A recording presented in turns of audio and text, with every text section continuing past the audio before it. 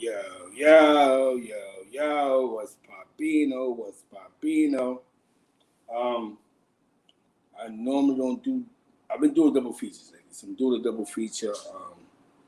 I spoke to a good friend of mine, Jamel Saladin, and he had a conversation with my son over the phone.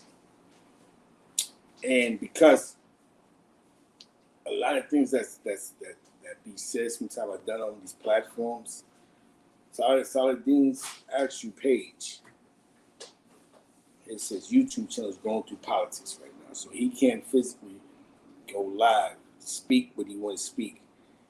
But I've known Saladin for a while, and I just want Saladin to, he can speak his piece to, my song, man.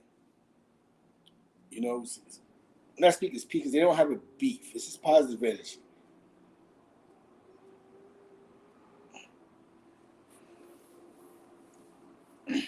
It's just positive energy because everything. Let me tell you something, man. Just because you're black doesn't mean that we have to be notorious gangsters. You know what I'm saying?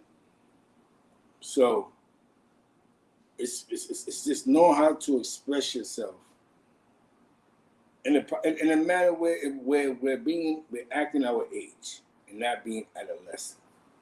I put the StreamYard thing. Yes, Mr. Finesse. Saladin, I put the thing inside the joint, man. Salute, jump in. So Saladin, we had a conversation, and he was saying that. I said, wait, I'd rather him tell it than me, because I don't want me to say it, and I say all the wrong things. You know what I'm saying?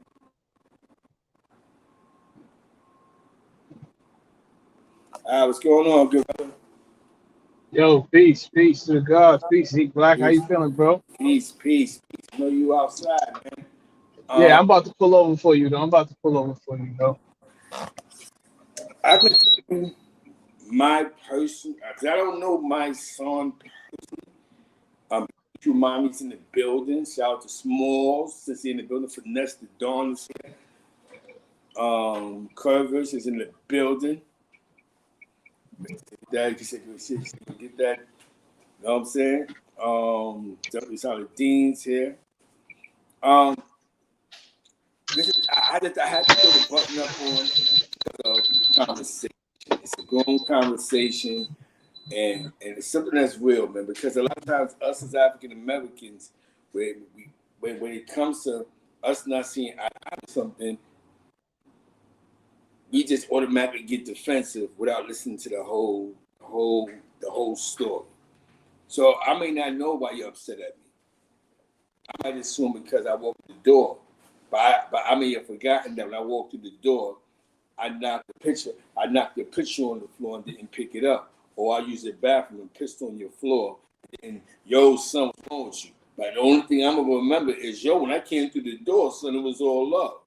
So what I mean by that is, what was the situation between you and my son? Because we all content creators. What content you made that sort of made them get offended by it? You hear me? Right. Okay. So today there was a post put up. You can hear me? Mm-hmm. Okay, cool.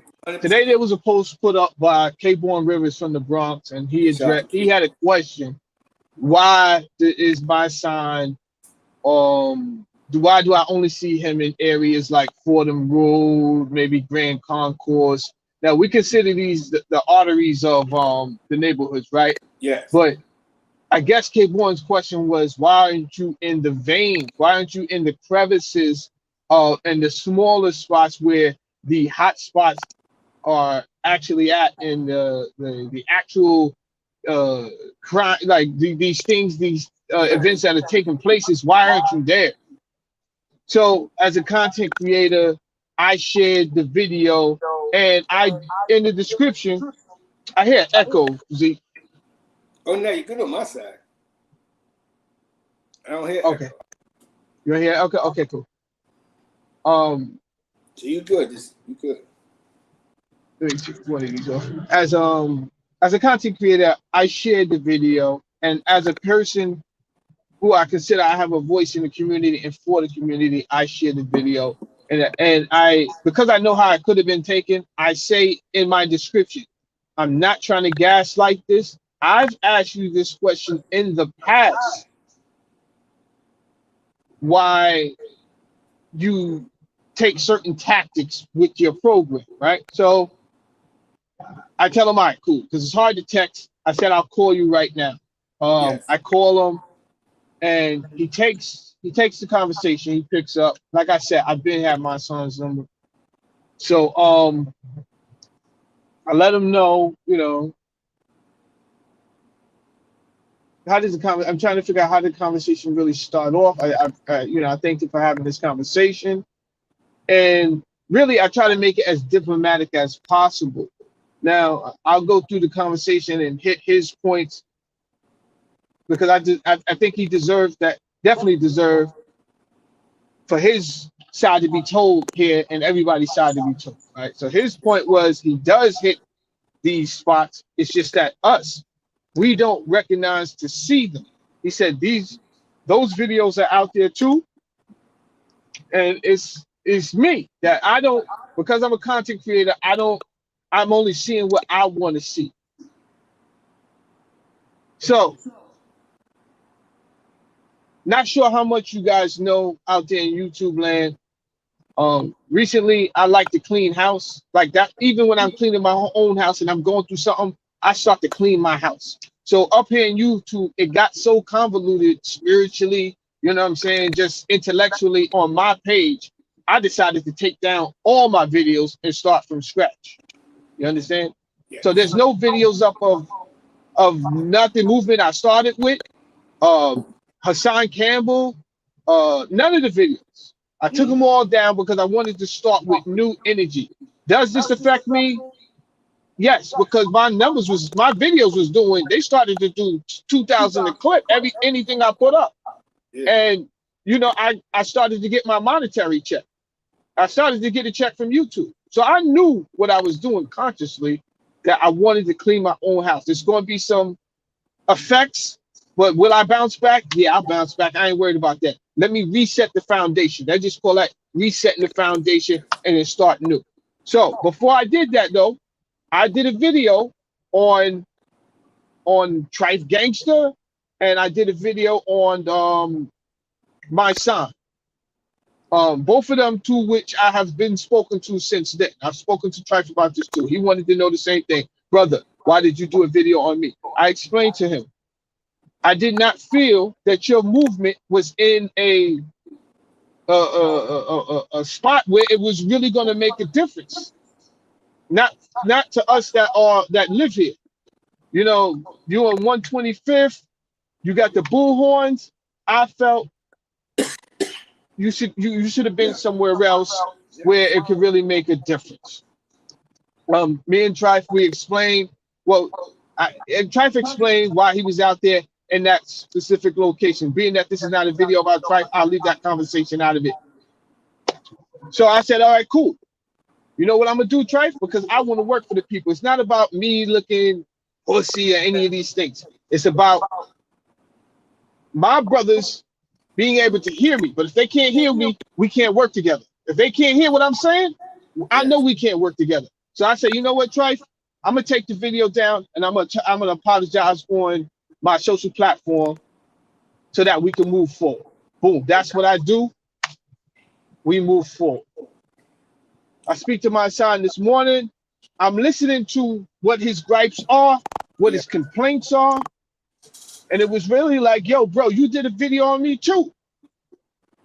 And you made it, you asking why I wasn't in these spots and these spots, you know what I'm saying, trying to make it look like I was scared to go there. And my thing was this, I didn't say you were scared to go there. I asked you a question. So he said I was questioning almost like his character. Right? And I said, bro, here's the thing. Two things I wanted him to understand. One, you, whether you like it or not, are a voice of the people now. See, I don't know what you was trying to do when you started speaking out for this group here and speaking out for this person here and going to the jails and fighting for their temperature and they, it's too cold in there, and then going over here saying this shooting was wrong. I don't know what the agenda was, but I can tell you this: you put yourself in a position where we're assuming that you are a leader of the people. So a couple of things are going to come with that. Whereas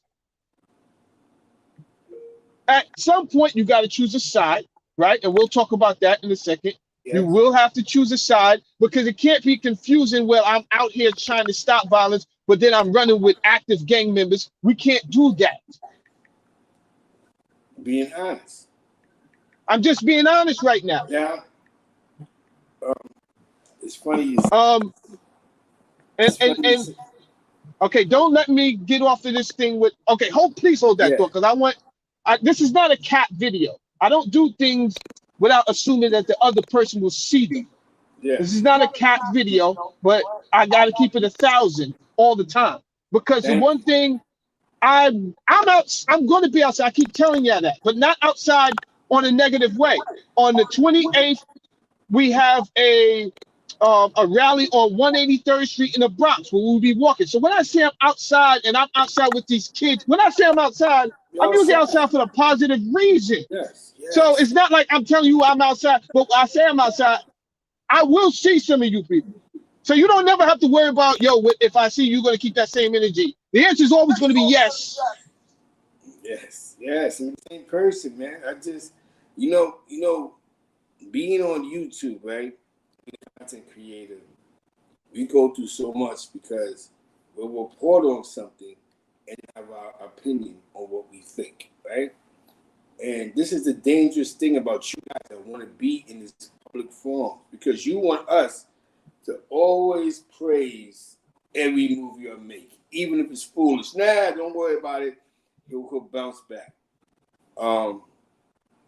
Have I seen my son do things and not in the ghetto? Of course.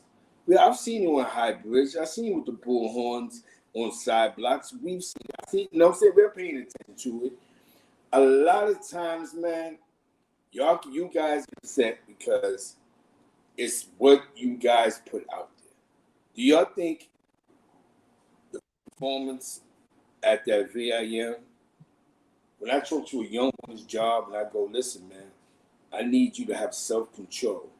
If you have to go back and forth without being offensive. If things don't go your way, you don't gotta be a real one. You can get your message across and still be respected. You can't force respect. So when we're speaking to the youth and we're telling the youth, don't do this and do that, but we're on camera, and then as soon as it's gonna go our way, we're doing exactly the same thing we're telling them not to do. It's a bad look. It's not hate. It's truly not a hate mail thing. It's my song for the people, of course.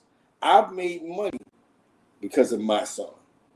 I don't know him personally, but he's put me on moves, to jobs, put money in my pocket. I've been around some people that's important because of my song, because of his, he doesn't even know that. So does he support the people all the way? I ain't gonna lie. My song support the people. That's a man who support the people. I can sit and admit that. Does my song take a lot of flack? Yes. I think people think too much out of my song. That's, you know what I'm saying? My song can't criticize or he can't have an opinion. That's the only thing that I think goes left is that he's not allowed to have an opinion about something. If he talks about academics, people come to academics' defense because academics has a platform. And we know that. For a lot of you guys that want to rap, for a lot of you guys that want to sing, a lot of you guys that want to dance, y'all jump to academics' defense because you guys will believe, I'll be back in a second, something happened while I was reception, that academics can open the door. So you'll argue with them. You get it. But is it right? Do anybody in this live believe the way that academics said about 17 years old? Do you think that dealt with morality? I don't care about the guy that's in my hood that was messing with 17 because we didn't care about that. As long as you didn't do it. But you're telling me that you hung with the lobby that said, yeah, son, I don't care. That could be your little sister, son. She's 17 years old, son. I'll take her down. And you're telling me that you co-signed that as, yo, that's real shit. We seen old dudes mess with young chicks. We did see it. We did see it. Yeah, we seen it. But that wasn't the thing you promoted. That wasn't a promotional thing. So by him, just the context of, do y'all think it's cool that a 48-year-old man or 46-year-old man should be sitting in front of a high school picking young girls up because she's 16 going on 17 and about to attend college? That's real to y'all? But y'all going to co-sign it because y'all want to get on with hip-hop rap, so y'all want to say that this man is bugging out?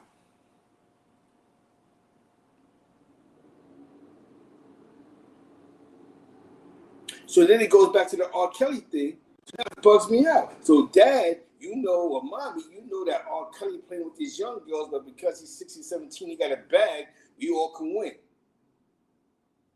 It's okay. Until he goes too far. Until he gets abusive. Until he starts bugging out. Until he do things, then it's like, oh shit, this is negative. You're gonna have to pick a side, party people. You know, Saladin's a song for people. He's also a content creator. Saladin's back in the building.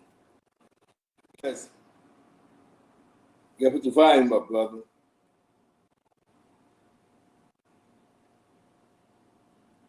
Because this is an adult conversation. You gotta put your volume up. You hear him?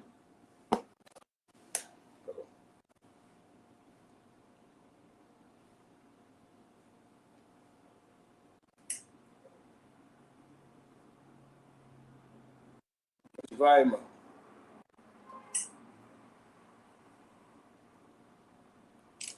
You know what I'm saying? Shout out to Wax AP Ocampo's in the building, Violence Wallace in the building. You're gonna because this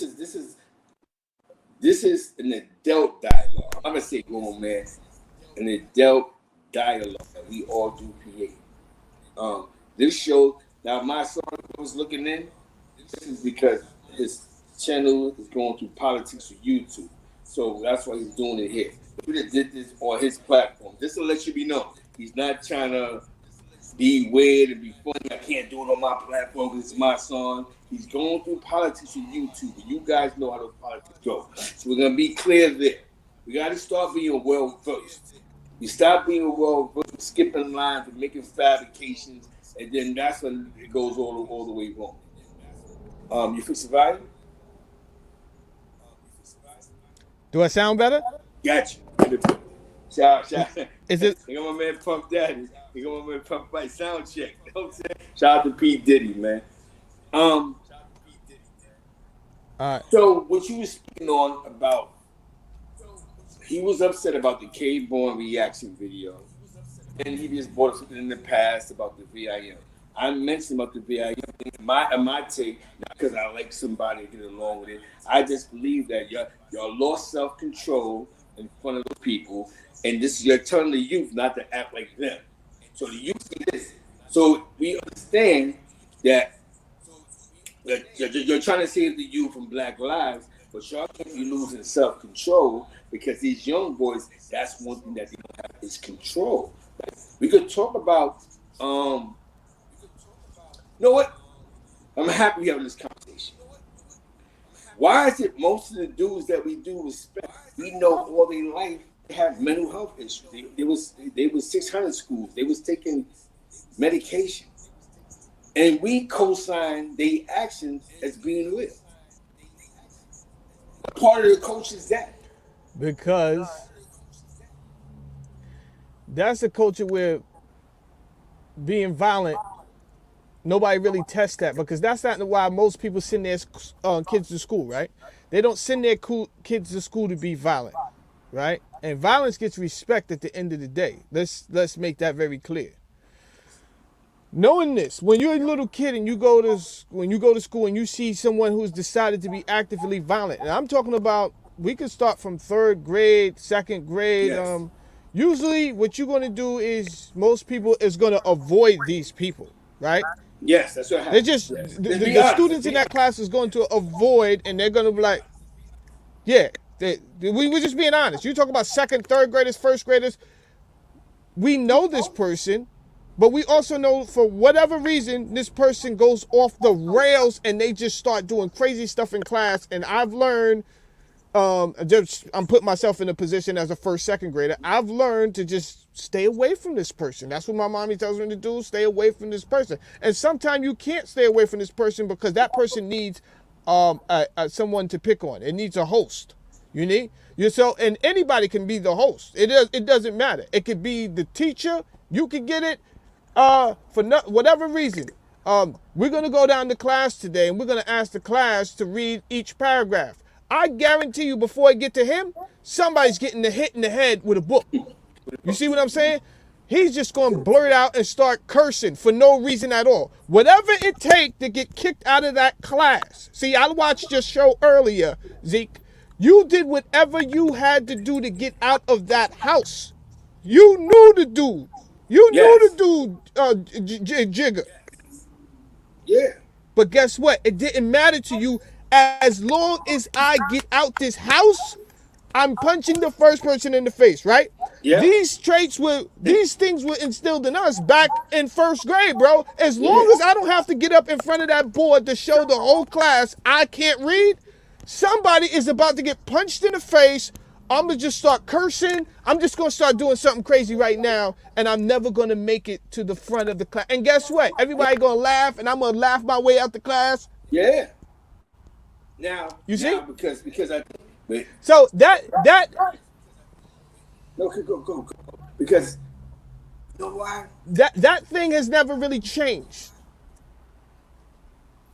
There's a delay, but so me and you keep pausing to let the other person speak, or whatever the case. But that thing has not really changed. The only thing that has happened is the people that were into their studies, they continue to be there in their studies, and guess what? That's naturally going to take them this way. And then because the mental health issues or the emotional issues that young child was going through was never properly addressed. They were never properly addressed. So thank you for your platform. Let everyone know that's listening why my channel has two strikes. I want y'all to know why my channel has two strikes. Exactly. I'm not going to say the word. I'm not going to say the word. Y'all gonna have to put it together because I'm not going to say the word. But let me tell you this: there's about 13 of the You help me out too, Zeke, so I don't want to mess up. There's 13 things that your child needs. Because 13 things your child needs before they get to enroll into school. They have to get these things. Unless you're a part of now, another culture. The only people that get unless you're a part of you know. Yes, you're exempt. Yes, you're exempt if you say you're a part of a smaller hat community. Yes. Yes. But other than that, in our community, they force it and say, well, if you want to register your child for school, you have to do this. Now, I did a video where I linked that to mental health issues. That's what I did. Yeah. Right? So the point is this. By the time we're in first and second grade, they saying we have ADHD, your child. And what I noticed was there was an explosion of ADHD. So I said, how was there an explosion of ADHD? Let's get to the bottom of this. And I don't want to just assume. I did the research. And when I did the research and it came back, and I put it up, I don't know what happened, but YouTube said, yo, you It went too the far. misinformation guidelines. And I said, how's it? I said, how was it misinformation if I put up all the facts? I didn't guess these things. I wasn't up here spewing numbers off the top of my head. I did quantitative and qualitative research. So how's you saying that it's misinformation? Nonetheless, let's get back to our community.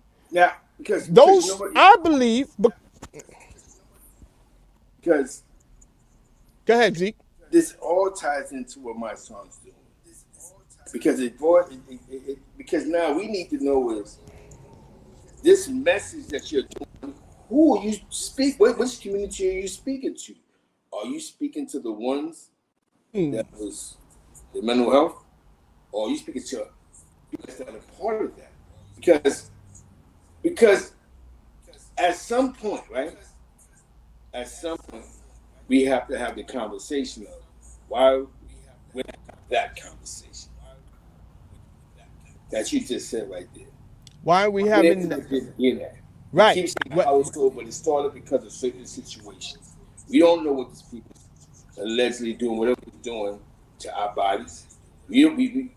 So now we want to know, because now I get tired of but you're coming at crazy, you're doing this, you're doing that, and then it's just like, so who you speaking for? Because you cannot be speaking for the guy who jumped out the train and started shooting the train up because he's had mental health issues. What's going on with him? And it only gets solved when he kills 2-3 people because he doesn't have insurance. Let me say this. Right. Oh man. That's a whole different. That's a whole different door that we can. We're gonna deal with the fucking facts. Right. Wait. We're gonna deal with the. Oh man. We're not dealing with who we fighting for. Yeah. You can't. Let me just say this first. I want to say, my son. I have told him when we got off the phone. I said, "This is what we're gonna do, my son. I'm not gonna keep going at you because I want to support your movement.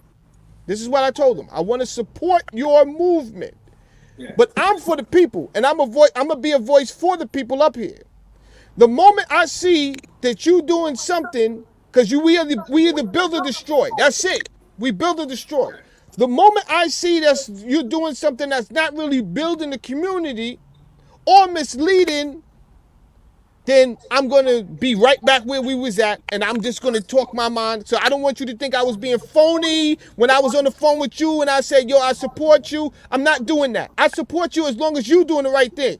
The moment I see you really not doing something, and it's about money, it's about some mixed direction. See, I don't know if he's really down with George Soros or not. I don't know. That could be barbershop talk. That could be Illuminati talk. I really don't know. But even Malcolm X, he used the FOI or NOI platform to advance himself. So even though you can be dealing with a situation that you may in your head look at it as, yo, something's going wrong on the inside, still use your power to create something good. Now, I don't know if you get $1 from them. I don't know if you're running around fighting the power for a check. One thing I am going to say is that you're a strong voice. But when you're a strong voice, right, you cannot believe that you show a sign of weakness, and we're supposed to still support that. Because what you're telling me is if I go to a sneaker store and I go, yo, I want those black and white Uptown, they say, well, I don't sell it to black people. Am I supposed to start knocking shit over in the store? Fuck that. You're wrong. I'm going to tell you. Am I supposed to do that? Or do I have the freedom to go, F y'all, and I'm out of here? Because everybody's not going to support your movement. Y'all got to stop believing that because it sounds politically correct and you're bringing down mathematics and you're supposed to, is that everybody's going to go, because some people don't care. Some people don't care about nobody but themselves. That's life. You know what I'm saying? It was. Okay, let's get to the root of it. If I'm just coming to the hood and I'm just like, yo, stop the violence. I just want everybody to stop the violence. Is that doing anything? That's not doing nothing. That's not doing nothing. That's not no strike to my son. That's strike to anybody that feel that you could just show up anywhere. And I'm pretty sure my son is aware of that. I spoke to him and we had a lengthy conversation on the phone this morning. He's aware that you can't just show up at a rally and stop all violence, right? But my thing is this: you have to take your position then, and we have to get resources for the things that can change the neighborhoods. Now, what could change the neighborhoods? A controlled and a controlled program for mental health. A controlled program for mental health. Bingo. Because mental health is going to get worse right now, being that they put all these fentanyl centers in the neighborhood. That's going to worsen mental health. Hello, just to let you know. So, but also programs that will really help the youth economically, meaning it's going to prepare them so that when they become of age, they will be able to provide for themselves just like Caucasian people can provide for themselves at that age. We are dramatically behind the ball economically. So because they gave you a bag, if that's the case, allegedly, don't expect me just to be like supporting you because I know you from hip hop or I know you a street dude or I know you from prison or wherever if I do not see you putting in the certain work. So when I see certain things and I'm like, okay, you was at the Jimmy Jazz. He said, yeah, you made a video about me, you know what I'm saying, mocking me. So how I'm supposed to work with you now? You know how you supposed to work with me now? I apologize for making the video about you. I told my son, I will work with you for free. I'll work with you for free, my son. I don't want no money from you. I'll come out, just let's work together. You know what's funny? You know what's so funny, man? How do you expect to tell the youth to be strong and strong like lions if I'm gonna tell you, well, I can't work with you because I worry about what other people think. This is what we're trying to tell the youth. To grow in life, you can't care what nobody thinks about you. But I'm telling you, yo, I can't work with you because people look at me like I'm soft because you made a video about me. Or I'm against my morale, whatever the fuck that is. Yo, you have to get in tune, get in tune with yourself, right? I don't march. I don't do none of that shit. You know what I'm saying?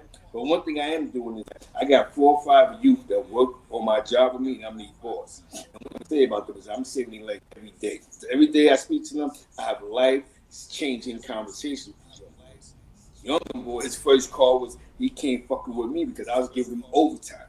And yo, this young boy comes to work. Yo, this young boy lives on the worst part of St. Louis, the north side. He lives in the heart of Gunsmoke City. They call it 30 Mile. He comes to work early just to hang out because he doesn't. I have real conversations with him. Yo, you gotta have to be a leader. No matter how many friends you got in here, you gotta come back on time in your next break. You gotta be in uniform. You gotta do your job. Your job is not to focus on what you're doing. And when you get distracted, it's when I check. And what happens? The young boy, about to go on 17 years old, working with me for a year. Comes to work every day. Little Vic, he just graduated. Yo, Zeke, I just graduated, man. Yo, you had that conversation with me. The conversation is, you're going to have to be your own man in life. That's the decision. He goes, Zeke. I goes, yo, don't call off. You go, why? Because if you call off, you might get smoked out there. I'm being honest with you. 17 years old. How many of your friends is dead? That's a... Damn, Zeke, you right. But when don't call off because you might get smoked. Think about putting your life on the line. How many dead homies you got? Other young boy, yo, Al, yo, Zeke, what's up, man? I said, you better not go off, man. He said, yo, man. I come at him hard. I be hard on him. He be like, yo, Zeke, man, thank you. Because sometimes they don't have that real conversation. I got hands-on with them because I don't have a conversation. It's hurt my heart to know that I could have told this kid something that's real. Listen, how many of your dead homies is dead? How many of your friends you went to school with 7 years that smoke because they smoke? They in the streets. This job is your out. Not being outside. This is what that's you gotta, deep, bro. That's deep. I don't hear none of these dudes saying, let me get the young boys to get working papers. Let me teach you how to go to work every day. I got bus passes for you. I'm gonna bring you up to these jobs. I'm gonna bring you to these camps where you can learn carpentry. Young boy came to me today and said, "You got to jacket, bro." And my mom got me a program. I'm a certified carpenter. Do it. So today, right now, he's doing carpet Okay, shooting. this is why I want to work with my son, and thank you for having me on your Oh, platform because it's bigger. I want to ask you a Listen, man. question. So How everybody know, yeah. keep talking? Because you know what? And I've been wanting to say this for a long time. You can't say that you just talking to them and saying, "Here, take a free sandwich. I got donated." They're going back. They're going right back into that hall. They're going right back to the block, right back to the mother, the dope fiend mother, the group home, going way back to destruction. How do you change them? You ain't gotta sell drugs, nigga. Come on with me. Let's get it physical. We got a nurse on deck. We're gonna get you your working papers. I'm gonna get you a job. I saved this kid's life. The kid, Zeke, I got a story for you. Remember that OG case that I was saying earlier? The OG case, the game? Little kid named Nigel. Nigel was good people. His father was a Jamaican businessman. Situation happened. His father went to jail. Lived with his mom. He was in the street getting caught up in that gang shit. I know family. Yo, bro, this is some real shit out there. I said, yo, what's gonna save your life is if you go job corps, bro. I brought him to the Albany library and we filled out the application for job corps. But the mother, she was like, nah, she didn't want to sign off on it because she's getting, he's a kid. He's paying bills because of the services. Yo, when I went to jail and came home, that shit made me cry. He gave me something. He graduated college. And he told people, nice. Zeke, Nice, man. Made you want to be somebody. He brought me to the library off the block to the library. Sign your ass up.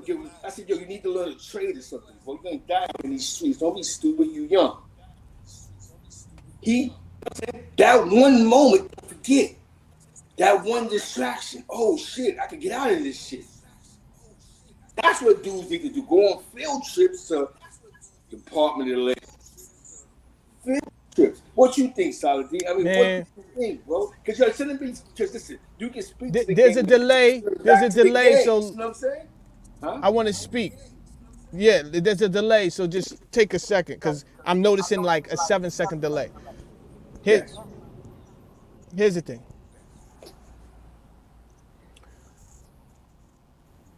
I want to address my son again. My son, you can't do this by yourself, bro. And I wholeheartedly, I'm coming on another man's platform that has thousands of viewers to let you know, if I've offended you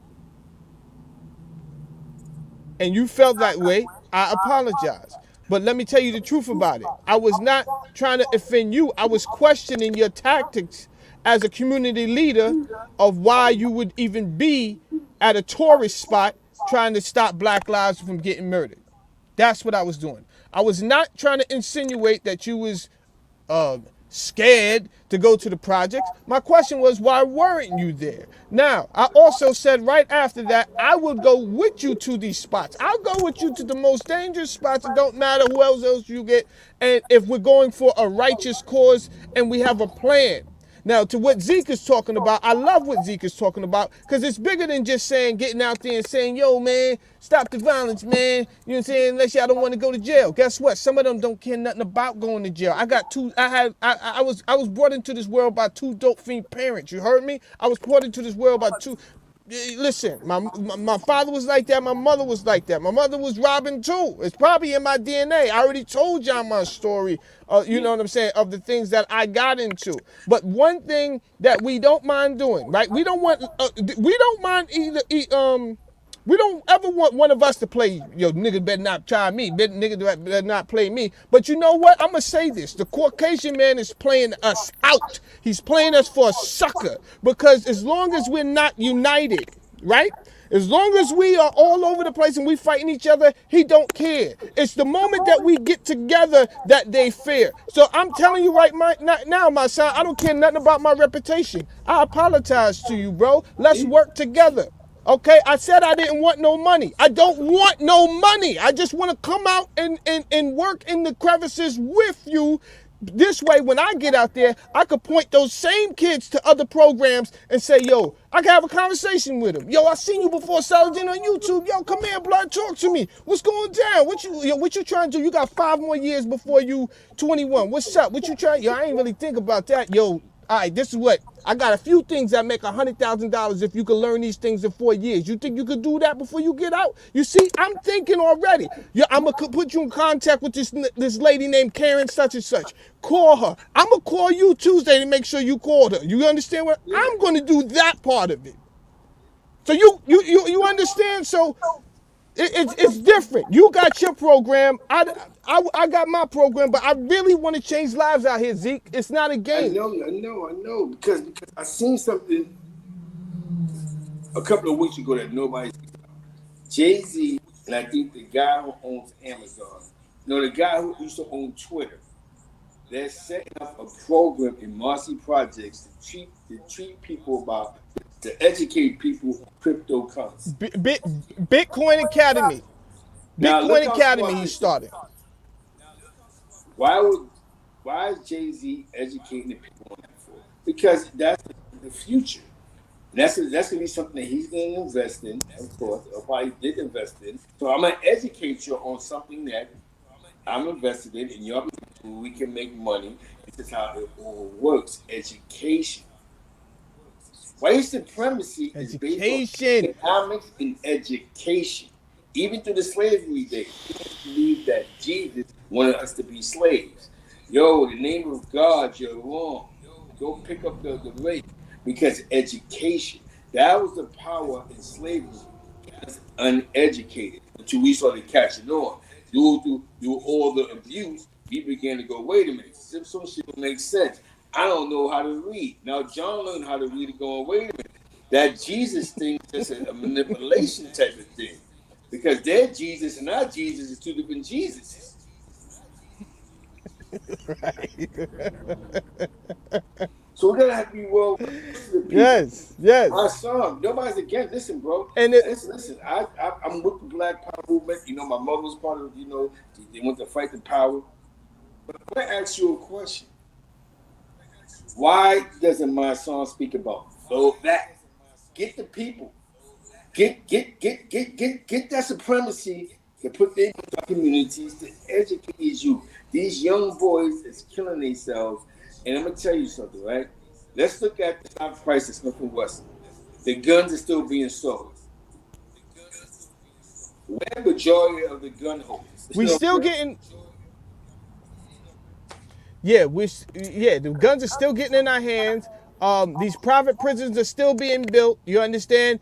The contract for private prison. So this is what I did, Zeke. Like I said, I do qualitative and quantitative research. When I did the quantitative research, and I went through the New York State budget of how much we get and then what we spend that money on.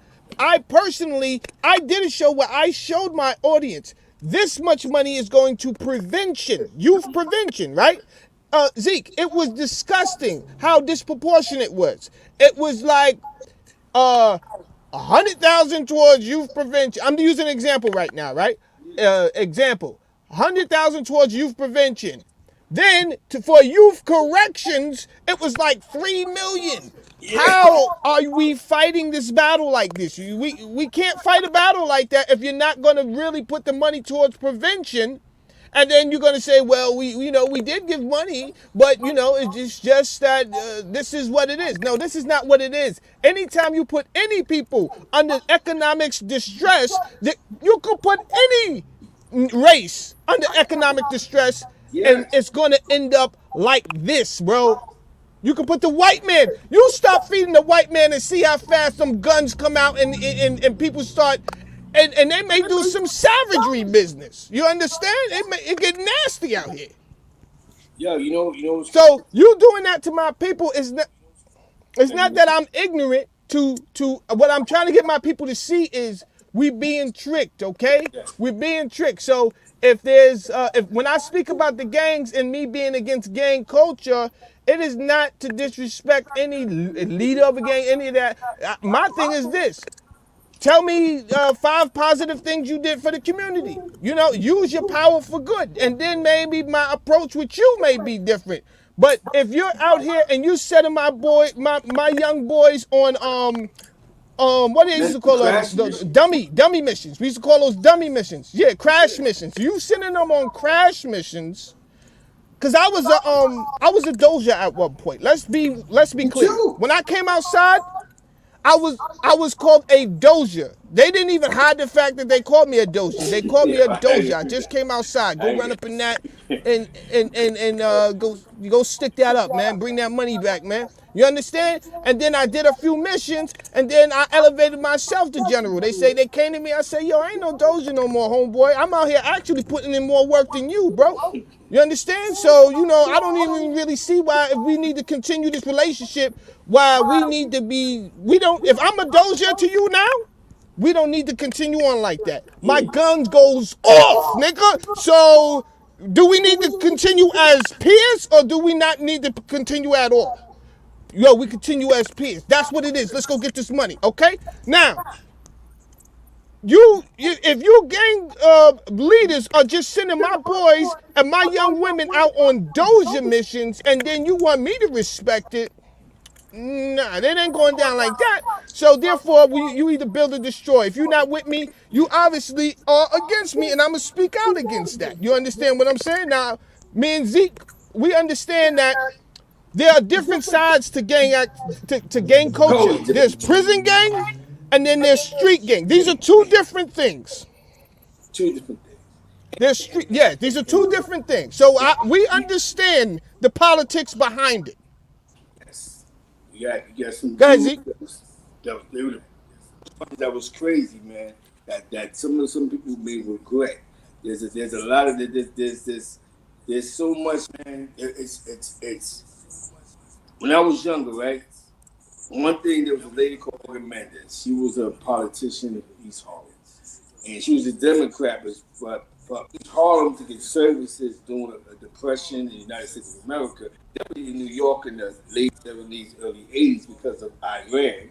Something happened with the Iran crisis originally with the Shah, and it caused a collapse. Something with the oil and the America was going through like some type of oppression, depression, whatever the case is. You get out of the pressure. Y'all can Google this shit. It's like 78 to 79. So now, Olga Mendez, to get service to East Harlem, she had to persuade a lot of Latinos and African Americans to vote Republican. And because she had a lot of African Americans and Latinos vote Republican, there's a lot of people that became in power. President Reagan, senators, congressmen, and services began to come to Spanish Harlem that we didn't have. That was only in community that was based off of white supremacy. Loan banks began to open the doors. Homeowner programs, business owner programs. Why do you think at one point in time between the late '70s and the '80s there was a jump in Latino corner stores? Because now there's money for this. Wow, You help wow, me, I wow. help you. We're gonna create business owners. You had guys that owned stores that didn't even speak English to us. You know what I'm saying? In the store. Yeah, that's right. Before the Arabs. The Arabs had the Octomos spots. To be clear with you, unless you live in the block, average us, a Latino who came from Puerto Rico or DR, got a loan and had a business and a liquor license. Services. Let's start speaking about the services. I can't tell you to stop. That's what changed the Latinos killing each other because a lot of Latinos became successful. Did you know? Let's get back into this. Did you ever notice that, like in the '80s, there was a lot of Latino police? Did you notice that shit? There was a lot of Spanish cops in New York City. That's a whole nother conversation I would love to have because we told Yes. our people don't become cops. We tell our people that to this day, and I just don't see the logic in that because it's our community. So why wouldn't we want some of our people patrolling our streets that understand us? Why would you want somebody that is scared of you to come down here for a job and his boss told him, listen, if you feel like you in trouble, man, shoot that gun off, man.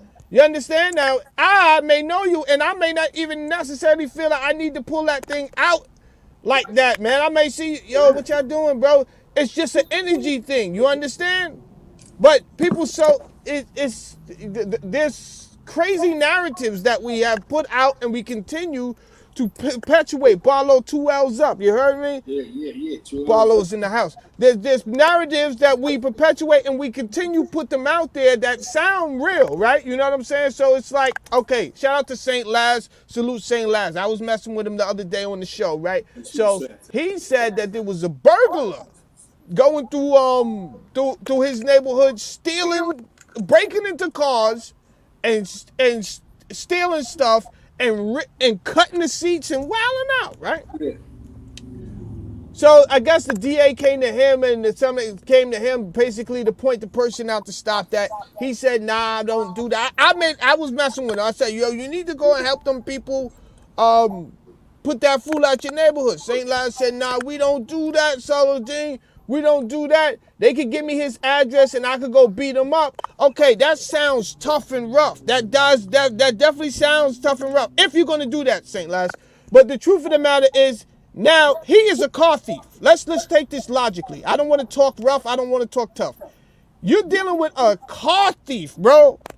You think he's not going to tell on you? Yeah, that was him that beat me up right there. So now you lose your job that you've been working at for 10 years. You get put away from your family. Now you out of work. You got lawyer bills and all this trying to fight a case. When you told me now that was the police job. Well, if they don't know who it is, you want them to what? Write it, make a sketch and assume who's out here stealing car radios? You understand? But this is the cloth thing. This is what we're faced with. Yeah, this is the we have to keep it real. To keep it real and to stay a G, we have to abide by codes. Now, mind you, these codes, everyone's not following these codes. People snitch every day and give a snitch a handshake. I've seen it with my own eyes, okay? Yeah. People snitch every day, come home, you gonna shake his hand. You did not take your gun. You did not bust him in the face. You didn't do jack shit. You just talk and whispered in your car on the phone with your man. Yeah, that nigga's a snitch. Yeah. Guess what? That nigga's walking the street free, carefree, man. You didn't do jack shit. So what happened to that code? You know,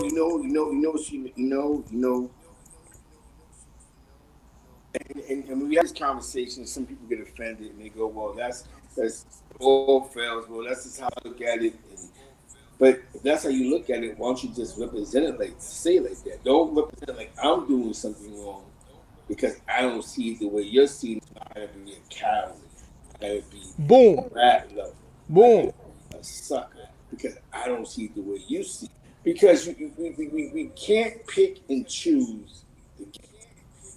A rat is a Thank rat. you. I'm gonna say this. A rat is a rat. A sucker's a sucker. I can't go.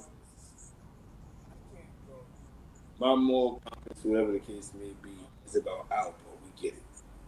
But then you flip it around and you may, but giving somebody else who may have got somebody 1,000 years of past, they have an influence. They're part of an influential machine. So then now I'm supposed to kick his back in all day. But now you can't kick that back in because they're part of something I might need down the line, something that looks out for me in certain arenas. So as long as I'm making money off the machine, I'll deal with all the bullshit that come with it because that's what the game is. You can't say, all right, yo, we don't like rats, we don't like this, that, and the third. I can't fuck with rats. But Dame Dash made paid in full the main Rico because Rico was supposed to be output. I ain't seen not one person say, nah, son, I don't want to be output because he ratted. Right? Then we make another movie. We sit back and we go, okay, that's the best idea. So now, you're not saying fuck Dame Dash. Dame Dash take another step further. He interviews Nicky Barnes. That's some real shit. Oh, because Dame has influence. He may have an avenue open. So what he's doing, if it benefits you in some way, don't get it twisted because it does benefit business. You know, and I know entertainment business. Don't get it fooled. Dudes be getting booked for shows or plug them into a wedding or a speaking arrangement. We don't see everything. You know what I'm saying? Come on, man. But we get it. Just like I said. Yeah, we definitely get it, but why? You have the right to speak your mind. You said what? Huh? So I want to ask you a question. What was that last part you said? You have the right to speak your mind, how you felt about the situation. And some guys may have got upset about how it may have came out, the tone. But in all reality, you wasn't being disrespectful. You're speaking from your age. I wasn't. Bracket. And now we're having this conversation. Let's move on from this because I can bring some education to the cause. Because it's easy for me to say fuck the police. You've been saying that all our life, bro. Fuck the police. We've been saying fuck the police since first grade. Because that's what our parents told us. Fuck the police. That wasn't. Some of you NWA. Exactly. Our mothers told us that. Ah, fuck the cops. They're not with us. It's always been in our brains. So how do we supersede these avenues economics? How do we do that? Okay, I support black business. Is that what's going to work? Or we can educate our people? What Jay-Z did in 2005 with Bill Gates. When he convinced Bill Gates to donate like $100 million worth of computer labs to Brooklyn School to educate the black man on technology, black kids. Nobody talks about that. That's a revolution right there. You have to educate people so at least there's a generation of kids going to grow up that know something about technology. Let me jump in there right there, Zeke. Let me jump in right there, bro. Keep talking. I'm so upset. No doubt. I got the mic right now. I'm so upset that we missed this wave and we're missing this wave of technology. I remember when I decided to go back to college and I asked myself, what am I going to study? I was in the Carpenters Union. Down there at 95 Carpenter, 395 Carpenter in the city. I was part of the Florist Union. I think it's the local 157. Yeah. Now, after that, the flooring tore my back up. It tore my back up. I had to get up out of there. I said it never chose flooring as a specialty. I said it just did general contracting, and now I'm stuck in this flooring thing, and they don't want to let me out to go with the general contractors. So what I need to do is get out the industry altogether, and I still have my Class B driver's license. I always kept a couple of options open to make money. This is what I would teach and this is what I do teach other youth to this day. Now, I get into the driving thing, and I'm like, yo, okay, this was cool, but guess who I was driving? I was driving at the General Electric corporate campus. And I'm getting to know these people because I'm driving them every day. People getting on the bus, happy. Now, I've been on the public bus. Nothing like what these people was getting on my bus. They happy every morning. Hi, Jim, how you doing? So I get... I'm so confused. I asked them one day. I said, yo, why are y'all so happy? Every day I pick y'all, I've been picking y'all up consecutively for 4 years. Why are y'all so happy when y'all go to work? What do you do? Let's start with that. And they told, we in IT. I said, what is IT? What is that? Information technology. I said, how do I get into it?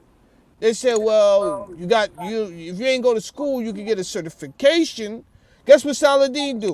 I take my whole income check, the whole thing, and I put it towards a school right there in New York City to take A+ and Networking Plus to get me a certification. I only walk away with one of them. So now, when I do decide to go back to school, the first thing I do is walk into that office and I say, I need a job. I said, I need a job in this department, They said, we don't really got nothing that's paying. I take a pay cut. I say, well, how much can you pay me? They said $10 an hour. I say, okay, just to get started though, because I got to start my resume somewhere. I'm going to take this job. And they say, all right, we putting you at the front desk. Everything that come in, you answer. Boom. This is how I learned all the tickets, right? So I did that. I started that in 2009. Today I'm still in IT. I have the last place I worked in IT was a IT manager for Chewy.com. Okay? I just ended that of like I would say within the last 6 months. I stopped working for Chewy.com. I do have my own company, so I take clients here and there. But what I noticed, see, I was building AI. I was building artificial intelligence and all of that. What I noticed working down on Wall Street with these dudes was I noticed that where we was not, we was totally up unrepresented, Zeke. It was like me and four other one girl, my girl Icy, she bad as shit. She's smart. She from Brooklyn. Most of the dudes down there was from, three of my comrades was from Brooklyn that was down there. Two of them was very street. Icy was very street. She's with all the smoke. Yo, it felt like my people here. We got up here together. You know what I'm saying? My other dude, he's up here. I mean, he's still in the street too. He's still moving peas when he can on his cell phone and all of that. He's doing all of that, right? So we all up here, we understand each other. And I'm thinking, I'm like, yo, damn. Why it ain't more of us up here? We missing the wave because we still feel that badge of honor, that prison thing. So I'm not dissing my people that come home from prison. I always say, I'm happy you made it home. But what I'm asking for is that we stop honoring it as a badge of honor because we missing hundreds of thousands of dollars where these Indians are coming in and they're taking positions that we should be having. Now, before I even get into this and you say, yo, it's about a job, I don't want a job. It's bigger than that. They are spearheading new technology that we don't know enough about. Okay? This is technology that we should be spearheading. You understand? And when I tell you that they paying out here, they paying. Nothing is less than 100. Let's start with that. So I don't know how much y'all make out there, y'all watching that, but what this is the thing is you getting 40 grand, you getting 50 grand, that's nothing to an IT person. That is nothing. So there are jobs out here. It's just that people are not qualified for the jobs. So you got a whole sector where they paying 100, they starting off 125. You know what I'm saying? The 170 is not outrageous over there in that IT world. It's not outrageous. But we're taking so much pride in being a dope boy and going to do time and coming home so that we can get patted on the back. You understand? And for me, the time is just enough. I just want that. I just want help stopping that vibe. You understand what I'm saying? I understand reality. I just want help stopping that vibe so we can, like I said, I'll be in the streets. I'll be on 183rd this Monday, the 28th, and wherever I'm going to be at, I'm going to start announcing it. If my page get taken down, I'll ask Uncle Black to let me up to announce where I'm going to be at, and we're going to start getting at the youth so we can direct them to be more economically. Thank you. Provided for, man. Yeah, that part, man. Game coaches only big in the hood because that's all they hear all day.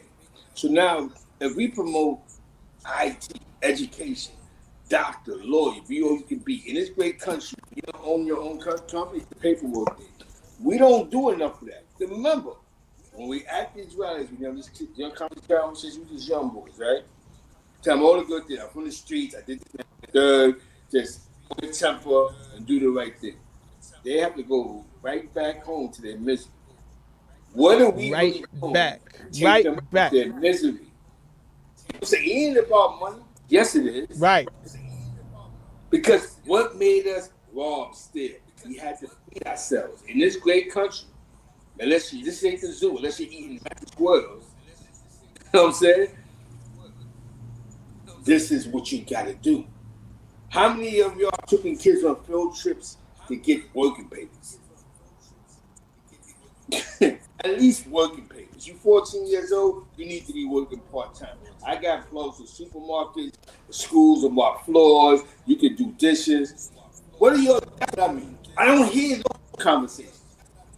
You can't stop somebody from killing. And again, Zeke, if you're sending them back to that's why I wanted to work with my son. I think Because my son, if you work with me, then you could focus on the bigger picture, and then you could say, yo, Saladin, go work with them young kids there and stay on top of them. You understand? So now we know we got a record. We went into 194th Street, and I got 5 numbers, and guess what? I could keep tabs on these 5 people, and now we have metrics. You understand? We could follow them, and my son could start to ask me, "Hey, Saladin, we went out to 194th 6 months ago. Bring me up to speed on that." And I can say, "Okay, my son, check this out. We got 2 into BOCES program, vocational program.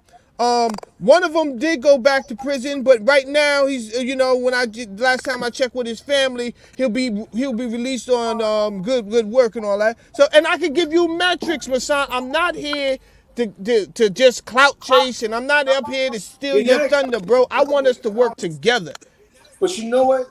This dialogue that before you have this conversation, like I said before, when we got logged off, I don't know myself personally. I don't know. I know somebody that I do know. My son does that I know promote black business. I made a video about my son. It doesn't matter. You know what I'm saying? But just to be clear, my son, I might make a video about you. Who knows? I'm having a conversation. He sent me some customers for some moving services, right? And I can honestly say that he sent me a couple of people. So he does support black business. He put all that gangster shit to the side and all that other shit that he does. And one of the people he sent me that I actually moved. And this is a trusting thing because he said he moved somebody that he's moved close to. I moved to Mika Mallory twice. I met Tamika Mallory's mother and her son. This is when Tamika Mallory was doing the woman march. Before she started, when her and my son first was going to do the podcasting. But he did put some money in my pocket. And just to be clear, I'm to the company my son, if you remember, because he posted it one time. It was called Move or Muscle Movies. Me and your homeboy was partners with Move or Muscle Movies. Even though your boy has his own situations in books. But that was his friend, bro, who signed me. And he sent me moves. I got 2 moves out of my son. You know what I'm saying? So I can't shit. I made some money with him. He doesn't know that. Because he just referred somebody with a move. I didn't know who Tamika was until I seen the back. Well, Tamika Mallory, at least I'm familiar. It's at the woman march. And then, son, she was just down to earth, bro. She was just mad cool. Her son was cool. And even when her son was there, I was like, you want to throw something in the garbage. I was like, man, I'm not doing that, man.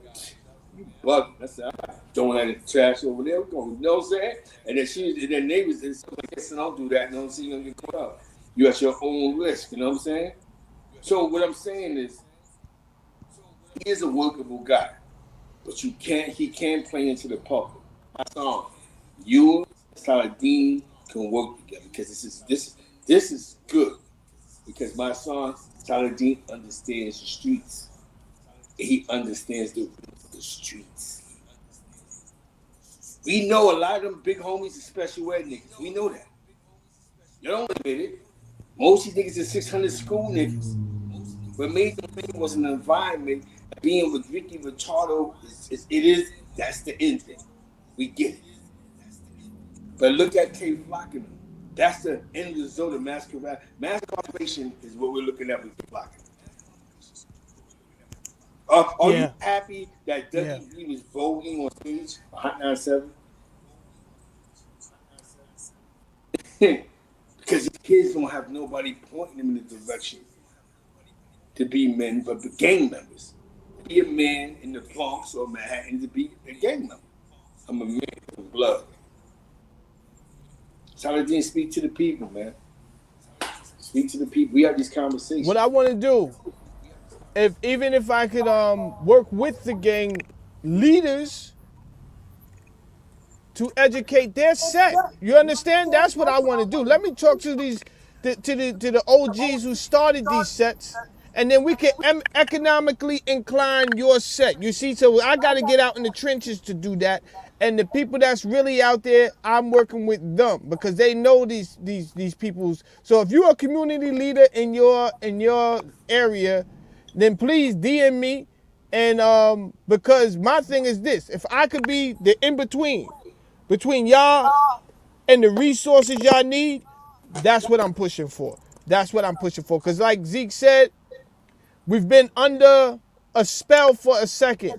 The violent people, they've been making the rules, but we don't understand why these people are violent. A lot of these people are violent because they did not learn. They could not learn in school. It's not that they was dumb. That's not what I'm saying. What I'm trying to tell you is the things that they told your mother to put in their child's body made them think a certain way. They made their cognitive skills, they dumbed them down. And I am to believe right now that this was on purpose. So anytime you put a student in a school and his cognitive skills is not working the way he knows they're supposed to work, he gets frustrated. She gets frustrated. And you know what they do? They take it out on other people. Yo. And these become the violent people. These are the people that they learn to respect. They learn to respect little Marquise because he been punching people in the mouth since first grade. And he ain't never stopped. He been punching people in the mouth. Only thing that happened is he got worse. So time he 12, he been in and out of DFY. He been out to do all the group homes. He been through all of this and that and the third. Guess what? This is his graduating class. Never mind school. By the time he's 30, he's going to be able to tell you about every last gangster that's got a name. Why? He grew up with them in group home. He grew up with them in Rikers. He grew up in the county jail. He knows them. You understand? This is what these people were breeding. The white man breeded niggas is what I'm telling you. Alhamdulillah. Thank you. Because when I say it, you don't listen. Being honest now, that's what the white man created, niggas. And to the point where they started putting in our songs. After the 90s, right? Real niggas, nigga this, nigga that, bitch this, bitch that, in the content where we began to recognize each other as niggas because corporate America. I didn't call you my nigga in 1984. That wasn't a conversation. But 1994, you're my nigga. Because NWA said and NIGGA. We begin to take words from I'm not God no more. I'm a nigga. I'm a real nigga. To the point where we were arguing, I'm a real nigga. Oh. But think about when you go to Alabama in an all-white town. What's a real nigga in an all-white town of a small town like Sheffield, Alabama? Yeah, you a real nigga. Shut up. You can't eat here. They make you feel less than a man. Yo, what the fuck? This is crazy. Racist. Yo, I can't say people like you. Think about this, man. A lot of y'all people sit over here and go crazy. Okay, gang coach in Chicago. Why wouldn't there be gang coach in Chicago? The first set of blacks that left the South went to Chicago, St. Louis. They went to the Midwest. So the second generation of so-called free slaves is what basically became GD, BG folks and all this other shit, like in California. Why don't we realize that realization? There was no education in that. The black man was already uneducated. You go into the Midwest, you work for the factory, you get slaved, there's racism, but you're a little more free in Alabama. So your only freedom is the streets. You create these gangs. The whole purpose of the gang is fuck the white man. Fuck white. Whole purpose also was to protect their environment. That's the problem that I'm having confusion with. We no longer protecting our community. They don't understand. It's like no one's doing the history to these gangs. These gangs were there to protect their community, bro. Nobody's gonna come over here and just do whatever. You understand? So if I was speaking to some gangs, okay, y'all gang. So All I want to do is get y'all to help y'all get some legal money and set some things up that is going to build you and yours economically. And guess what? I think the rest will take care of itself, because by the time you learn how to do these things, it's kind of hard to ignore the other things that would enlighten your life, that would bring fresh air and good vibes to your life. You understand? But like I said, any culture that is under economic distress is gonna behave the way we're behaving, and then that mutates us as a human being that we are. This is not who we are as a people naturally. That's not how African melanated people are naturally. We are high vibrational people, but we have been Yakub's experiment for some time now. Yeah. We've been Yakub's experiment for some time now. He wants to make you other than self. We've become other than self, and now we start to behave as the animal that the nigger animal that Yakub has created. Because we've become real niggas.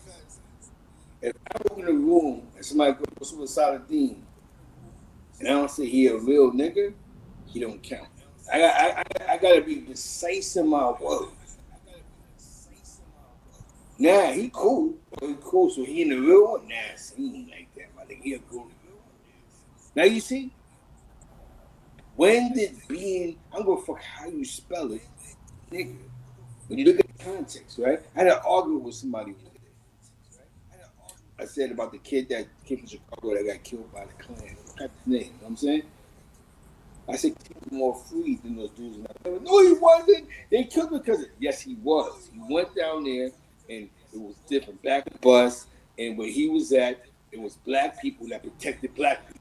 He wasn't used to the black scared man. Oh, no, chill. Don't look at Whitey. Don't say nothing. Chill. Get in the back. That's how scared some of our ancestors, our great grandmothers, were scared of Whitey in the South. So when you are able to, and this is not a black and white thing, it's not a race thing. I grew up in East Harlem, even the Upper East Side. I got a whole bunch of generations friends. You know what I'm saying? You hear me? These niggas is Germans. Their fathers was Nazis. You know what I'm saying? Grandfathers supported the Nazis. To be clear, Germany. So we went to school. Some of our best friends where I grew up at. But one thing I am going to say is that we more than just speaking. I think you, my son, and Saladin, and goes to community, and he can talk about technology. And that's the wave of the world. He can educate our people more with technology. Yeah. Get working papers. How many of them young boys, when you see them at the rallies, man, fuck you old niggas, come here. You young boys, come here. Who got working papers? I'm going to make sure y'all get the no excuses. If I got a van that's going to drive y'all, I'm going to make sure y'all learn to get to work. One thing I learned, right? Skip to my little bit in basketball. One of the best. Yeah, Scott to skip to my little. You bring him up the park, he's a superstar. What happened when they put him under the whistle? He couldn't perform the same. Because he's not used to being that militant, that discipline. Because when you play street freestyle balls, all about you being a star. When you play under a whistle, it's about teamwork. No disrespect to Skip to my little. I'm just being honest with you. A lot of you. No, shout out to Skip. The whistle. Yeah. Yo, freestylers, but let's play under the whistle. Let's teach dudes how to play under the whistle. Great freestylers. Great. Great, and thank you, Zeke. We have to play together. We have to learn how to play together. And people are freestyling, like you said, right? So what happens is the people that remain freestyling, they got their name off of freestyling. No, they never gonna call Saladin a real one. Because what's the requirements to be a real nigga? That's number one. We gotta look at that. To be a real nigga is such an honor. It's such an honor to be called a real nigga. But what's the requirements? Yeah. So they say, nah, boy ain't like that. Boy ain't like that. Yo, I'm gonna tell you what's funny, right? Why do I want that requirement? Who the biggest people fighting for gun control? What's the majority of people? Right now, it looks like the Democrats. But what nationality?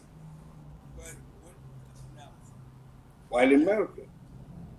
Don't take our rights, right? White America. But who's most of the people that's suffering from these guns? You know what I'm saying? So why wouldn't they advocate for gun control? We don't got to kill them. They're killing each other. They advocating for us to kill each other. The NRA is making money in the stock market, but forget all that money for them. They don't do the black man. They do it themselves. Shout out to Ron BX. Ron BX, my son didn't do nothing, bro. I spoke to my son this morning. I'm trying to join teams with my son. He's offended by some videos I did in the past. I am calling. Well, K-Born wanted to know why he wasn't in more areas that where hot spots was in Crescent. You know what I'm saying? 183rd, 194. He wanted to see why you wasn't in really some hot spots. You know, to be honest with you, I want to work with my son. He's offended right now that some videos I did in the past. So, you know, Zeke allowed me to use his platform since mine is under duress to come up and clear it with the people. I apologize to my son. How about that?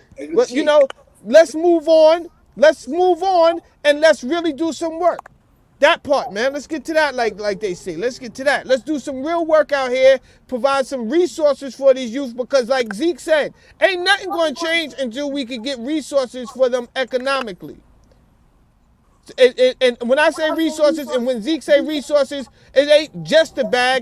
It's people to help another person learn how to get a worker's permit. You understand? It's somebody that they can listen to tell them what's going to happen on the job when he first gets there. True story. I'm going to tell you a true story. I knew a guy who had a job, who had a company. Another, somebody sent him to work for somebody, right? So this guy who had a company is somebody else. The youth came to my OG in the community and he said, yo, I need a job. The OG sent him to go work for this guy. The guy started asking him questions to fill out the application form on the spot. He says, yo, what's your name? The youth flips out. Fuck you mean, what's my name, bro? He gives him his street name. So he said, this is a true story. He flips on him. He doesn't know. He's never been around this environment. He doesn't know it's right to give him your government name so that he can write these things down and so that you could get paid legally. See, the things we take for granted, I'm glad I had the upbringing I had because I was able to be around people whose parents was not home because they had to work. First of all, she was like one single mother anyway because the father's God knows where, could be in jail, could have ran off, whatever. Anyway, you know, when you witness things like this, when you witness people able to cut up crack in their kitchen, you know what I'm saying, as a young person, then you understand everybody didn't grow up the same. Everybody's looking through different lenses. So everybody's mental is not going to be on the same wavelength. We have to accept that. So you need somebody that's able to vibrate with all of these people. You have to consider that when you come outside and you trying to work with the youth. Everybody didn't grow up in a two-parent home with love. Some of these kids don't know what love is, and this is why they messing with the gangs, because they feel like they get more love with their gang members. That's what that part right there. If none of y'all ever seen my Rolling 60s interview, I did an interview with some Rolling 60s, and that's what they said. I feel more love out here on the street with my niggas. That's what they told me. Yeah, fair. I can't go home and feel that same love. Yo, bro. So, you know, Yo, yes. Go ahead. Sorry, G. I remember, right? I used to cut class in Nolan Thomas High School. There's this rap kid that was down with the Jew School All Stars. I think her name was MC Pieces or MC Glamorous. I think it's MC Glamorous because MC Glamorous is Muslim. This lady was a good friend with Malcolm, one of the twins of Malcolm X's daughter. I don't know how this lady did this shit, but she had a class that was on high school, Normal Towers High School, where you ask for the job applications and they go you on jobs, right? So I would cut class in her class, and they would always say, "Is he in class?" And she would always go, "Yeah." So one day she said, "I have a job fair at Red Apple, and I want you guys to come through." I met Malcolm X, one of the twins. I don't know which one that was, but I met one of the twins. That was her best friend. And she kept saying, "My daughter got a record deal with Juice Crew, All Stars, Marley Marl. I think it's the MC Family's chick." And she got me my first school, my second after school job. I worked for Daxino's delivering groceries on 34th Street, bro. Yeah. Please, Mr. D'Agostino's, move closer to me. Yeah. Then you had so don't get it twisted. In the mix of all this shit, we were still jumping niggas on the side of the night. We were still, you know what I'm saying? But after a while, a lot of my friends was like, we have to grow up. So it was like you had to pick, what are you gonna do? A lot of my friends became successful. They went to school, they raised families, they got jobs. You know what I'm saying? And that's because the area we grew up in. Like I told you, after the first job I got, my homeboy James got me that shit at a flower shop. Yo, I got a plug for a flower shop. Because nobody wants to be fucked up. See, y'all for to realize what's going to stop imbalances? Nobody wants to be broke. Y'all keep sending them niggas back to the street. Hip-hop, you don't need a diploma. That's why they're doing hip-hop for. They're not doing it because it's for the fucking culture. They're doing it because if you make a hot song, you pop, you don't need a degree for that. So let's break down the science of that, though, Z. They don't get that. They don't get that. So when you waste time trying to be a hip-hop artist, you're going to die if you don't pop. So why not, how can I get working papers? Half these young niggas don't know what working papers is, bro. You hear me? The requirements to be a hip-hop, to be a hip-hop star, to be a hip-hop artist is the same requirements to be a real nigga. That's one of the problems right there. To be a hip hop artist now, because they getting rid of the Lupe Fiascos and the Mos Defs and the Talib Kweli's and all of that, right? Even J. Cole is dope, we all admit that, but it's like they said, okay, there's room for one J. Cole, y'all, but we got about 100 spots for little anything. Yeah, little pump, little sneakers, little rock, whatever. We got 100 spots for y'all, but there's only one spot for J. Cole. You understand? And the requirements, let's be real. The requirements to be a real hip hop artist is the same to be a real nigga. Yeah, we have you ever, do your gun go off? That's number one, nigga. Does your gun go off? Yes, my gun goes. Okay, I need you to prove that shit. Do you have any proof that your gun goes off? Well, I could spin the block on a few niggas. Well, I'm gonna need you to go spin the block on a few niggas, then come back and then talk to me. Yeah. Make sure you get that on camera too, blood. Don't play no games. You know, did you ever do it in jail time? No, not yet. Well, there's still time for you to do some jail time, nigga. Stop playing games. Don't waste your life. You understand? Get out there, do a little 2 year, do a little bullet or something light, and then come back to my office. Yeah. But goddamn, you ain't even do a bullet in Rikers? Nah, man. You ain't what we looking for. You ain't what we looking for. I'm sorry. And Saladin, this is what the people need to hear. See, when they hear that, these young boys ain't gonna listen anymore. Listen, they want you to be real niggas. Like I told somebody the other day, I said in 1989, we wasn't calling each other real niggas. That's a NWA thing, actually. You know what I'm saying? We started just regurgitating their information. Oh, real niggas, fuck you, bitch. And all that, can you talk that kind of funny shit? Real niggas and all that stupid shit. To be honest with you. Did Hollywood fuck up? Did California fuck up New York culture all day? We watched it. Men's society fuck niggas' heads up. Everybody wanted to be old dogs. After that, everybody wanted to. Everybody wanted to be. Oh God. Oh God. Everybody wanted to be old dog out this bitch, man. So between, yeah, everybody want to be the villain because at the end of the day, Zeke, the villain gets the money. You understand? The villain was getting rewarded. They started to reward the villain. Yeah. And anytime you start to reward the villain, and then hip hop takes on the characteristics of the villain, and then he's rewarded, all of that big stack money in the air is from artists who are being rewarded for being the villain, for playing the villain, bro. They're gonna talk all that slick shit with the chopper, and you know what I'm saying? I put the chopper out the window. They're gonna talk all that slick shit. Yeah, so all that crazy slick shit, and that's why. Yeah. Yo, my son, just listen to this. Put your feelings to the side. I don't know how you got feelings. Put some shit to the side, and let's save the youth for real. Like I know saving the youth goes in the mud, goes in the block. Yo, don't kill nobody. Don't understand. You can't tell somebody that who's economically fucked up. Change the economic climate. They may think a little different. Let's not look at it from a drug dealer's perspective. He getting some dudes don't know. They really don't know. We gotta stop acting like these niggas was like us that wanted to inquire about shit.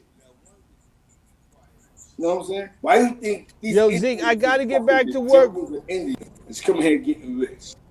I want to ask you that question. How is it a motherfucker that live in the third world of India coming to America becoming a dentist and a doctor? All right, let me answer you. And I'm going to answer you guys with the truth. I'm going to tell you some things that's going to, so you can listen to me because I've done the research. Now, I've already told you guys I worked in the IT and I worked all over. I worked at artificial intelligence companies downtown. I worked for Chewy.com. I work for companies, bro. So I worked in these environments. Not only that, what a lot of people don't want to admit is that they ever drove Uber before. So I'm letting you know, Zeke Black, Saladin drove Uber, bro. You know what that allowed me to do? I picked up so many people. And I'm a social scientist by nature. So I'm asking all of these Indians that I'm picking up, right? Yeah. I'm like, some of these people have cars. They have cars. They got Teslas. When I come to their house, I'm picking them up and they have a Tesla in the driveway. So I say, yo, why you not driving your Tesla? Oh, I don't feel like driving today, da-da-da-da-da-da. So now we start to ask questions. Okay, how long you here for, bro? Like, how'd you get here? Yo, they tell me all type of stuff. Oh, the government flew me in. They provided the H-1 visas. And for my people, I'm here for 6 months. I go back and he said, but the amount of money he can make when he comes here, it takes care of him very nice. You got to think about it. If he's making $130,000, not pesos, not rupees, he's making $130,000 when he comes here.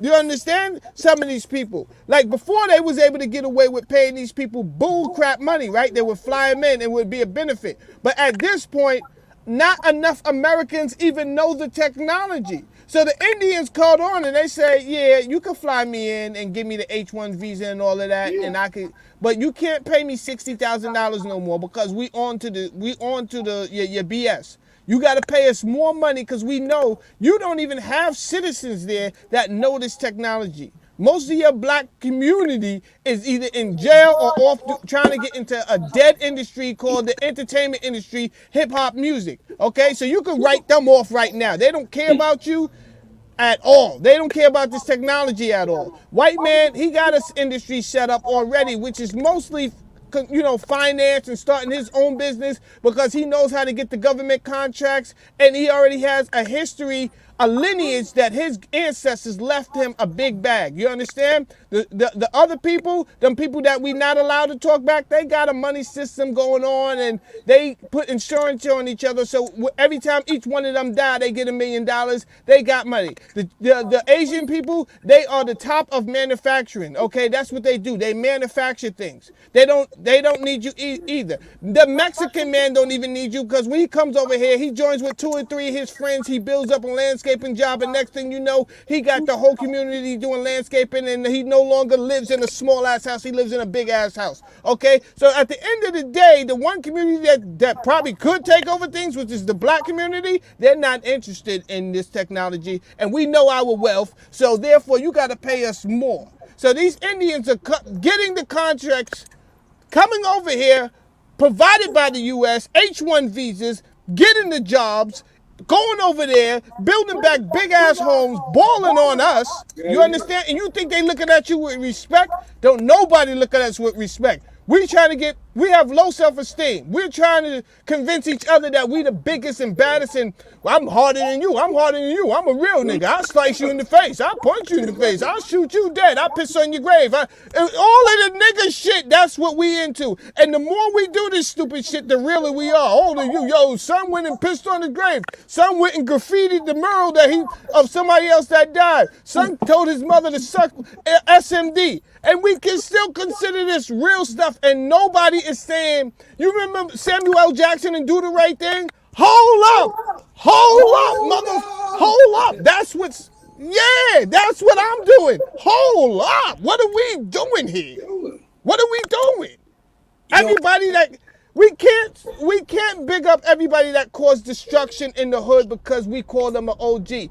Some of these people, they just caused destruction in the hood and they never really did anything for the neighborhood, and that's just that. Y'all don't like how it sound. Nah, that's the homie. Well, name anything he did for the hood. Well, that's not fair, Saladin. He just got home. What did he go to jail for? He went to go selling kilos of crack, right? Okay, so you make it make sense to me why we bigging him up for. I'm sorry.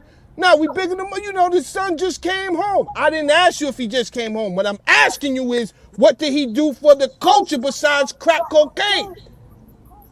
So if he didn't do anything for the culture besides sell crack cocaine, we can welcome him home without making him seem like like somebody that is up here, because the more the young people see that, then they say, yeah, see, that's the type of respect I want.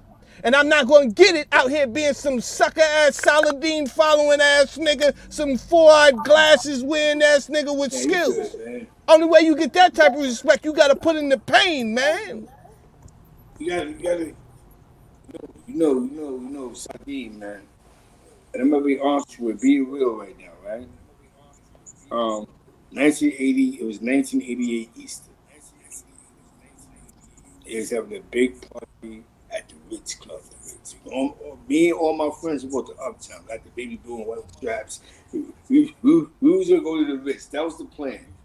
We was gonna go to the Ritz with these big time drug dealers.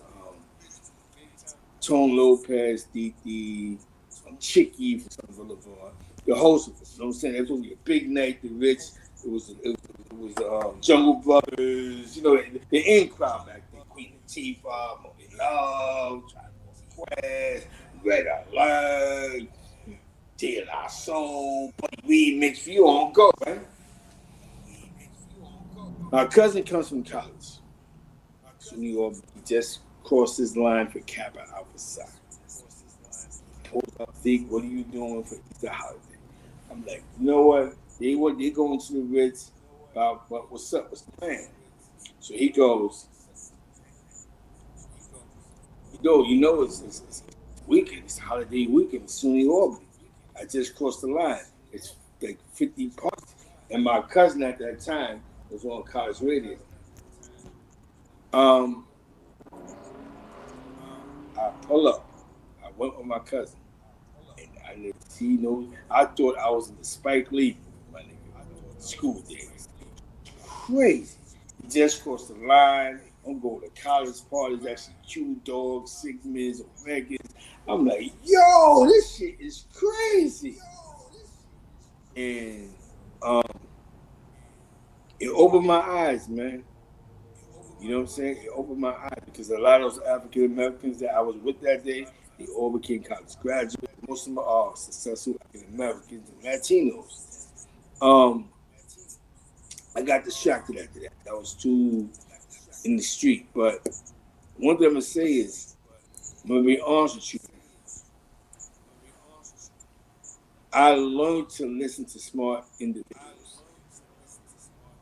Like I told you, my cousin from East Harvard came to Albany, became one of the biggest party promoters at one upon a time in Albany, New York.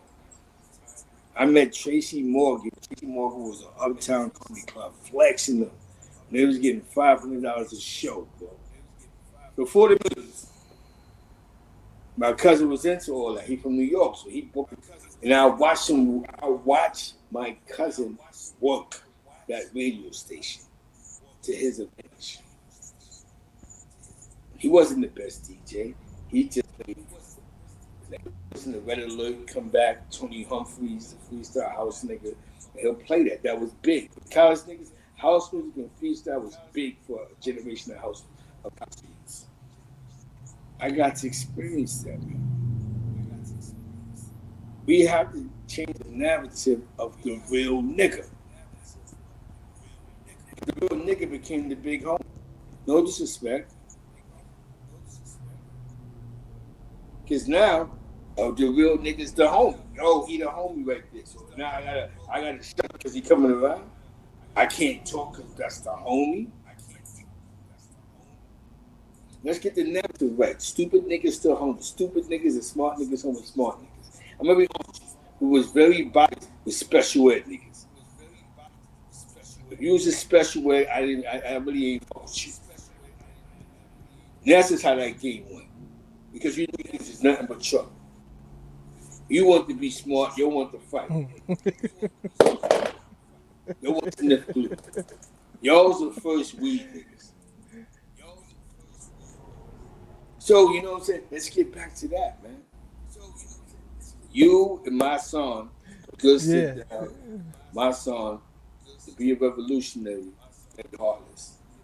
I want to hear, I can't fuck with you because you made a video about me. Because you look weak to my entourage. That's not a hard one. Come from these dirty streets, these dirty crevices, my nigga. Now you fucking me up. This one.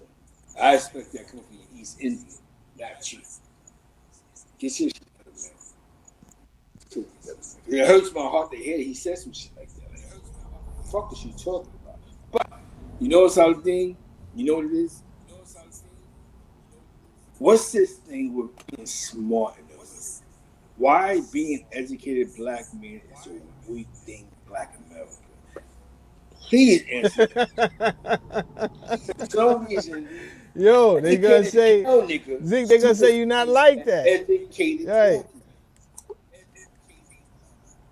Yeah, especially if you get your education from any institution or something like that, right? Because again, unless you got the prerequisites of prison, you know what I'm saying? Now, if you learn and you was educated in prison, then you might be able to come off as a real one, you know what I'm saying? But if you have no attachment to any of those things, then you're not a real one. You're just not a real one, and we don't know if you're qualified for us to listen to you. You see what I'm saying? Your qualifications have diminished, my nigga. Have you ever been to jail, Saladin? Fuck out of here, nigga. You ain't got no, you ain't a real one, nigga.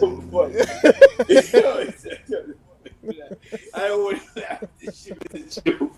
If you're not jail educated, you have that shit don't count. Yeah. You know what he gonna do? He gonna go back and get his man. He gonna be like, it's like a chess match. He like, yo, I could go get my man. That nigga way smarter than you. You know what I'm saying? That nigga was in the law library and all that shit.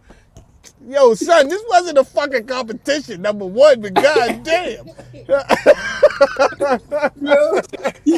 I just want all of us to be smart. That's what nigga told me, yo. Yeah. Jail You smart. think you is so way smart, better. Saladin? Yo, I'm gonna go get my man. You know what I'm saying? That nigga's way more educated 20 than you, years, my son. nigga. That Fuck out of here, crazy. Saladin. Yeah. Yo, And he put it in. And he put it in the yard. You know what I'm saying? Oh God, man. who God. put the coach to coach to? We're not laughing, but think about what he just.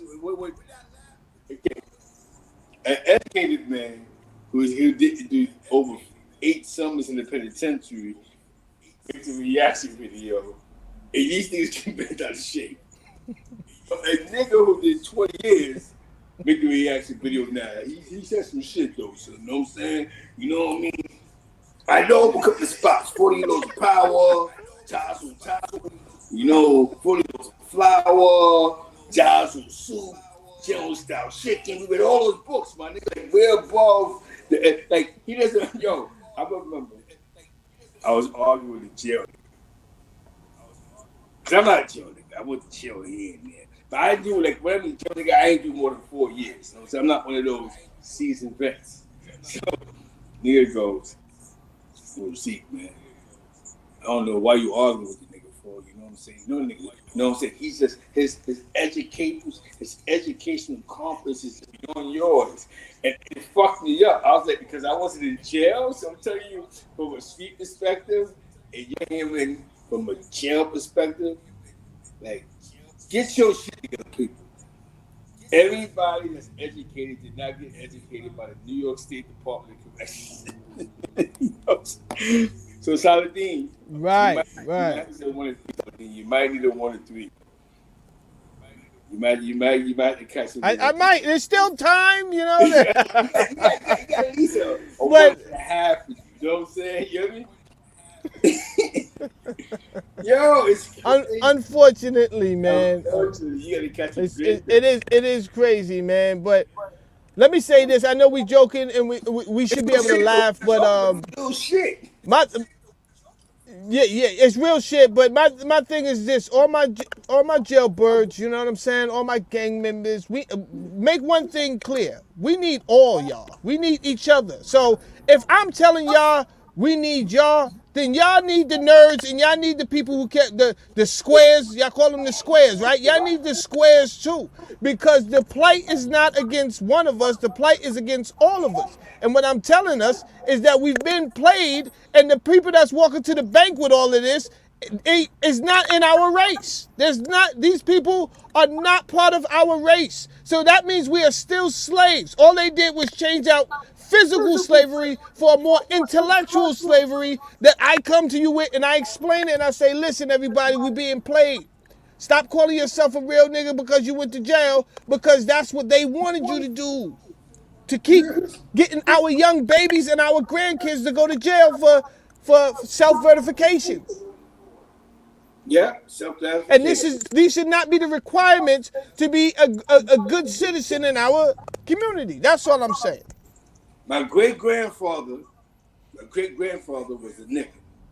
And now, 2021, 22, I'm a real nigga. You know what I'm saying? I'm a real nigga. Right. That's crazy. My great-grandfather was a nigga. That's but he was crazy. getting busted with his head, hitting whips. His wife was getting raped. He was getting disrespected as a man. Right. Talk about it.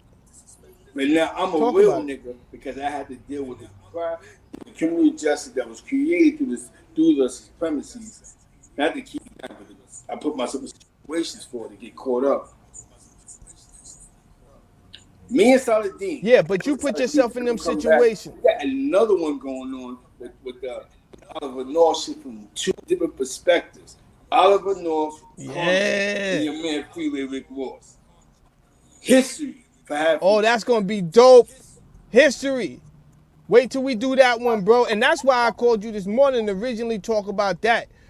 We wasn't even supposed to be talking about the Mysonneygeneral thing. It just came up in conversation because I came to talk to you about.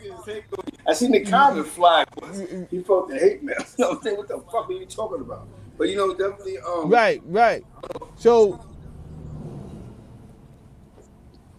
I want to talk about that with you later on. But yo, I'm out here in this truck, bro. I gotta get these deliveries to keep America keep running. You understand what I'm saying?